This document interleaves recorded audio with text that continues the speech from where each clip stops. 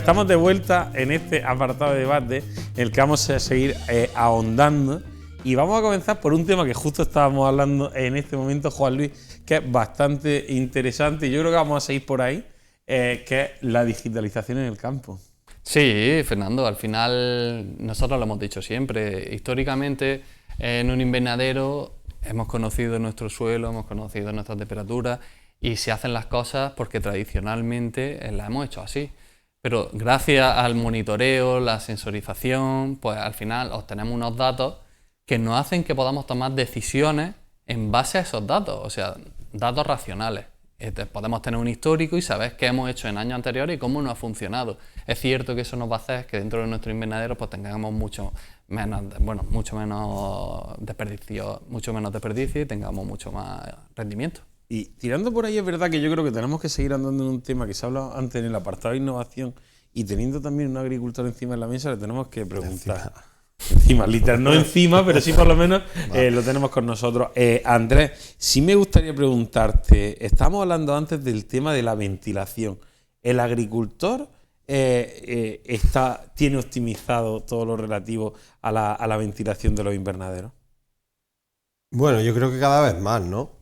Pero es verdad que también se han cometido errores en la provincia de Almería en cuanto a precisamente a ventilar. Un invernadero funciona, no sé si alguna vez lo habré dicho, me imagino que sí.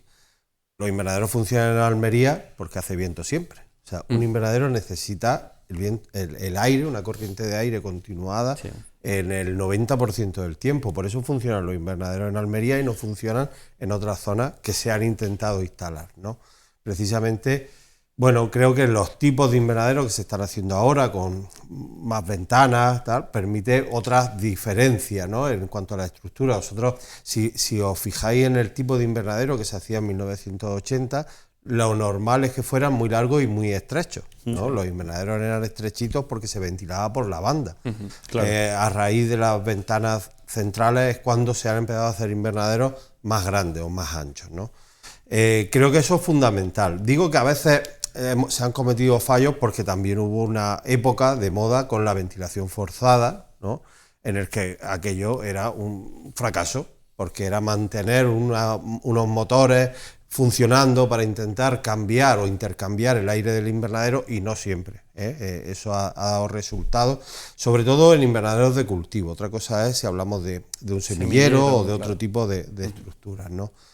Pero creo que sí que el agricultor sabe, ¿no? de que se necesita esa ventilación, teniendo en cuenta que tenemos la amenaza de las plagas, que claro, es por lo que ventilas por donde te entras, ¿no? Aunque ahora está la siguiente generación que empezamos a decir que estar tan separado del exterior o tan aislado del exterior no siempre es bueno, ¿no? Y ya si os fijáis cuando os dais una vuelta por el campo, algunos invernaderos levantan las telas, ¿no? Así es. Y empezamos a quitar telas. Eso no es un capricho, eso, bueno, es porque se está empezando a notar que a veces la fauna auxiliar que entra desde fuera, pues corrige las plagas incluso mejor que teniéndolo aislado, ¿no?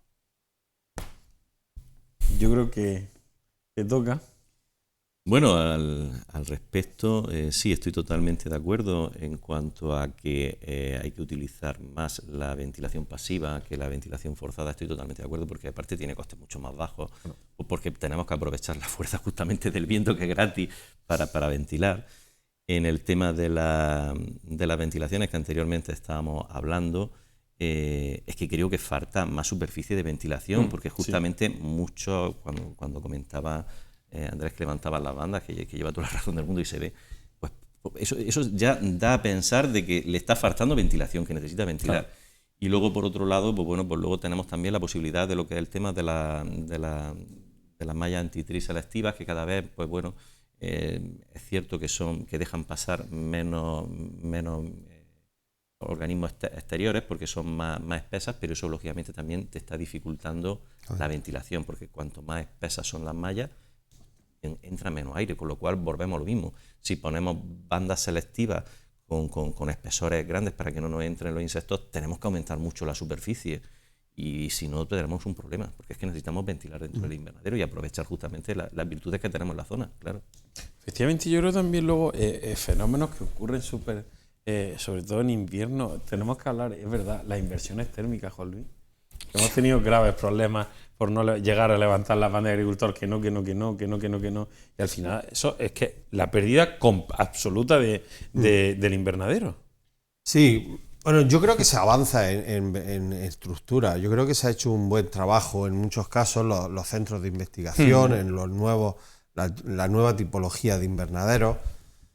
Hemos dado pasos a veces demasiado grandes, otras veces hemos dado un poco para atrás, pero lo que sí tiene todo el mundo muy claro es que tener una superficie de ventilación amplia es importante, ¿no? Muy importante. Conocer bien dónde tiene el invernadero, yo creo que eso es fundamental.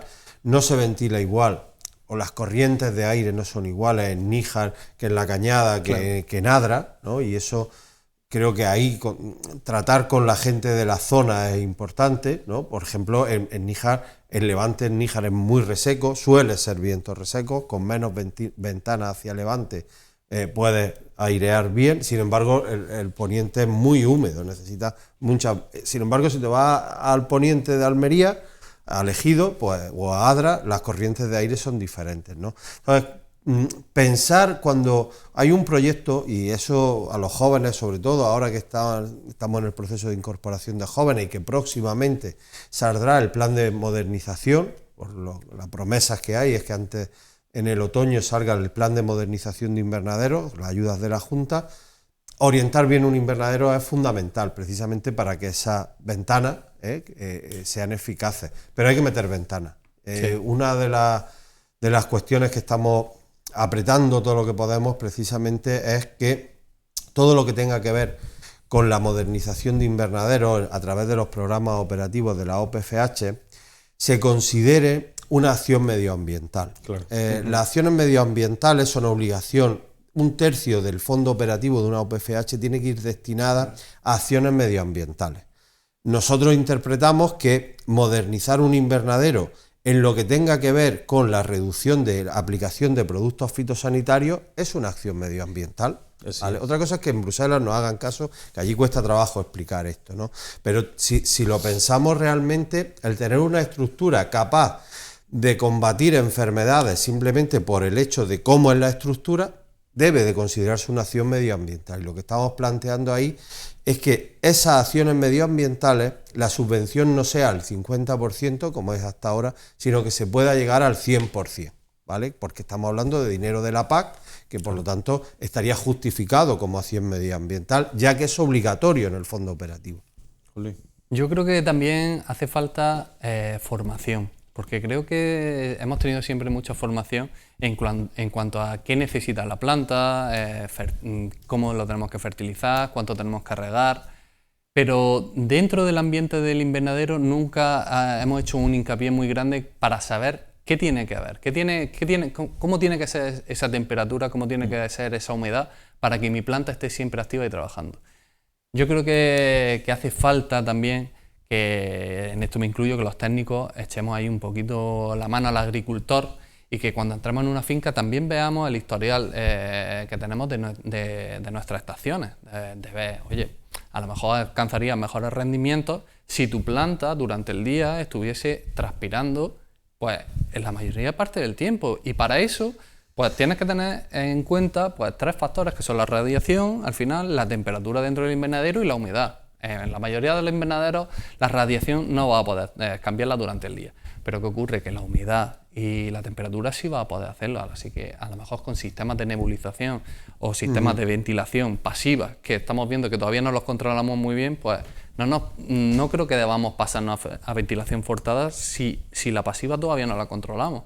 Entonces yo creo que falta un poquito de formación, y ahí los técnicos son los que podemos ayudar mucho más al agricultor. Sí, lo de la nebulización es muy, muy interesante, ¿eh? O sea, el poder manejar los índices de humedad dentro de un invernadero en determinados momentos. Una sandía en el proceso de polinización, como dentro de un levante y se reseca aquello. Olvídate ya. Lo que pasa con la humedad es que realmente la echamos de menos solo en momentos muy puntuales, pero como bien dices, a lo mejor son en momentos muy críticos. Claro. No, y yo creo también es verdad, y yo creo que cuando viene Juan Sebastián o Diego Valera, hablamos de verdad de ventilación, pero es que yo no veo en los foros de la gente, oye, tenemos que hablar mucho más de ventilación, porque es verdad que es una cosa que la tenemos al alcance lo tienen los agricultores al alcance de la mano, y es verdad que a lo mejor no le estamos sacando todo el rendimiento que deberíamos sacarle. Claro, son dos parámetros que, como estábamos diciendo, el sistema de nebulización no hay en muchos invernaderos, pero tampoco son extremadamente caros. Y controlar la humedad, pues al final está en tu estación. Una estación tampoco es cara. Entonces son sistemas que creo que es más la falta de formación para saber qué hay que hacer que el hecho de tener esos sistemas. Que efectivamente, porque Pero yo creo que el agricultor sí está concienciado en la necesidad de ventilar, ¿eh? O sea, la mayoría de los procesos de modernización, o sea, cuando a un agricultor le sobra un poco de dinero, pocas veces, mete Pocas ventanas. veces, ¿eh? Alguna vez habrá fe. Sí. Lo de poner ventanas. Sí. Antes poníamos, cuando construía el invernadero, una raspa sí, otra no, y ahora ya todo el mundo quiere tener ventanas en todas las raspas, Claro, y a sí. ser posible en los dos sentidos. Claro. O sea que yo creo que sí que hay esa... El agricultor sabe perfectamente que poder ventilar en determinados momentos de la campaña es fundamental. Es importante, yo estoy totalmente de acuerdo. Y además es que con fitosanitarios no resuelve ya los problemas. No, para nada, ¿eh? Y yo creo que es verdad que el tema de la ventilación y la incidencia de plagas, yo creo que no va no hay una correlación directa, que hay veces que se piensa, no es que si ventilamos y tal las plagas, al final yo creo que... Hombre, si pensamos que todos los invernaderos que tenemos en Almería son herméticos, Claro, pues yo creo que nos efectivamente. equivocamos, la verdad. En la mayoría de invernaderos siempre tenemos zonas en las que nos están entrando insectos en todo momento. Pero es cierto que nos hemos dado cuenta, como bien estabais comentando antes, que al final tener un monocultivo dentro de bajo plástico es muy complicado porque la fauna y la flora que tiene es muy pobre. En el momento que se desequilibra esa fauna y esa flora es cuando vienen los problemas. Sin embargo, si tenemos más actores dentro de esa película, seguro que nos va mucho mejor. Efectivamente, nos quedan 6 minutos para terminar el programa, vamos a ir poco a poco cerrando. Yo creo que este año, y mañana se va a poner de manifiesto, que Almería vuelve a ser una de las grandes referencias de ferias agroalimentarias. Yo creo que ya se puede empezar a notar, porque hoy ha habido misiones inversas que ha realizado lo que era antes Extenda, Andalucía Trade ahora. Se pone de manifiesto que el modelo Almería está más vivo que nunca, y es bastante importante, Andrés, que también todo el mundo vea cómo producimos mañana, porque también hay veces que no todo el mundo lo sabe, y mañana vienen a conocer nuestro modelo, nuestro sistema de producción, control biológico y todo esto, y al final es un orgullo. Sí, bueno, las ferias de aquí... Lo que pasa es que hay que marcarse muy bien los objetivos. En las ferias como esta, ¿no? Hay que centrar muy bien los objetivos. Yo cuando escucho comparativas en algunos medios de comunicación, no digo en este, pero en algunos, en el que comparan la feria de Almería con la de Madrid o No la de puedes Berlín. compararlo. Aquí Son ferias completamente independientes. Son diferentes. En el momento que Almería absolutamente. quiera volver a hacer una feria de comercialización, volveremos a unirnos, estrellarnos. Entonces, y es el así público de claro. objetivo, aquí el público objetivo es el Son agricultor. los agricultores. ¿vale? Y es la pieza. Evidentemente en Madrid o en Berlín el público objetivo es el consumidor. Correcto. Y ahí se va a comercializar hortalizas, y aquí lo que se va es a comercializar Industria insumos, industria auxiliar, insumos agrarios. Por eso tiene un atractivo para el agricultor, que en un momento de la Expo Agro antigua, pues dejó de tenerlo precisamente porque se perdió ese concepto, ¿no? Yo creo que ahora se está retomando bastante Había bancos, bien. ayuntamientos, pues te encontrabas a todo el mundo menos lo que necesitaba el agricultor, te podías encontrar a todo. Sí, entonces, bueno, yo creo que se está reorientando bien, y por lo tanto no es competir con nadie, es competir... Correcto. A ver, hace muy pocos días ha terminado la feria del olivar, la Expo Oliva. Bueno, pues es una feria del olivar, y Claro, punto. punto. No va un agricultor de Almería porque no tiene olivo, igual que un olivarero no va a venir a esta, Así ¿no? es.